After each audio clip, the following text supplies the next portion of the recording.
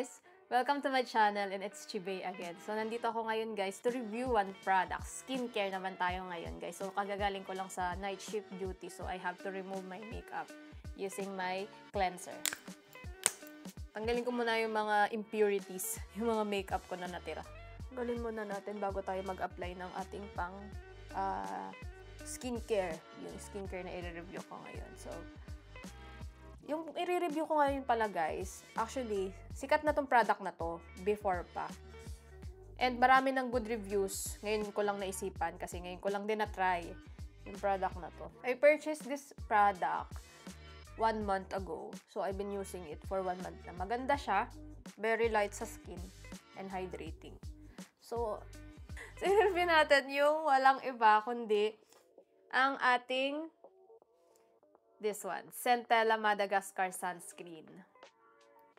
So, kung makikita niyo pa lang sa packaging, napaka-presentable and napaka-lamig sa mata niya, di ba?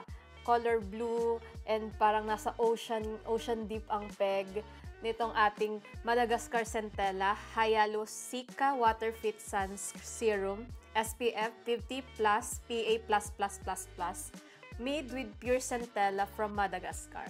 So, from the name itself, talagang ma-e-engganyo ka talagang bumili kasi pure centella. So, para saan ba yung pure centella? Para saan ba yun talaga? Ano bang effect niya sa skin natin? So, nakakatulong yung centella to hydrate our skin and protect our skin from UV rays. So, di ba, delikado yung mga UV rays kasi nag-cause siya ng cancer. So, based from my experience, this product is very helpful. Everyday ko siyang ginagamit before duty. So, I apply this one. So, apply na natin, guys. So, once I open this one, makikita mo yung from Madagascar and the gift of untouched nature. So, more on nature talaga siya. And very light siya sa skin. So, pagbukas natin, ito na yung item. Ayan. So, ang simple lang niya. Ito nga pala guys is 50 ml. 50 ml lang. So, usually talaga naman ang mga sunblock, ewan ko guys kung na-experience nyo talaga, maliliit lang talaga yung mga bottles nila. So, mga 50 ml lang, ganyan, and below. Wala talaga yung sunblock na sobrang malalaking sunblock, especially yung mga pang skincare. So, this Madagascar Centella, ang effect niya sa skin is very hydrating, very soothing, and anti-aging, at saka anti-acne rin. Before kasi, sobrang dami ko talagang acne, and nung ginamit ko to, humiyang ako. Maganda yung ano niya, yung lapat niya sa skin ko and very light siya. So, ganito ako mag-apply ng sunscreen. So, 2 fingers. Diba? Yan. Yan. So, ito siya. Ganito. So, ito muna yung first layer ko and then next is yung makeup. Ayan siya, guys. Kung makikita nyo. Siya nga pala is chemical sunscreen, guys. Kaya kung mapapansin nyo, ang white cast hindi masyadong visible. Mas friendly to sa mga dry skin. I'm combination skin nga pala, guys. So, pag in-apply mo siya, ganito yung effect niya. Nagiging serum din siya sa balat. And nagiging shiny yung skin. So, ayan yung effect. Ngayon, hindi ako super, ng skin ko, yung talagang glass skin. May konti ako ditong mga pimples.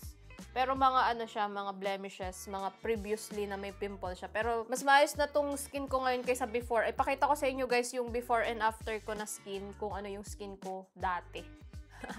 So, yan. Ayan na yung effect niya.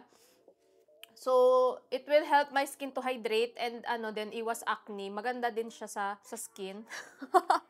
Ayan siya, guys. So, I hope nakatulong ako sa inyo, guys, for reviewing this product. Maganda siya. You can buy this, actually sa Amazon ko to binili, worth 59 dirhams.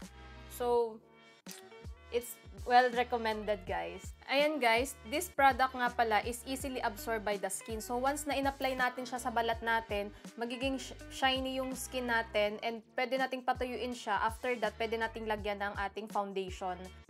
So, guys, this product is available din pala sa Shopee and Lazada. So, accessible naman lahat ng mga skincare products sa mga online. So, it's easy for you guys to avail this one. So, I will recommend this one to oily skin, dry skin, lahat ng skin type kasi maganda talaga siya, very lightweight sa skin. Thank you guys for watching. It's Chibay again. Bye!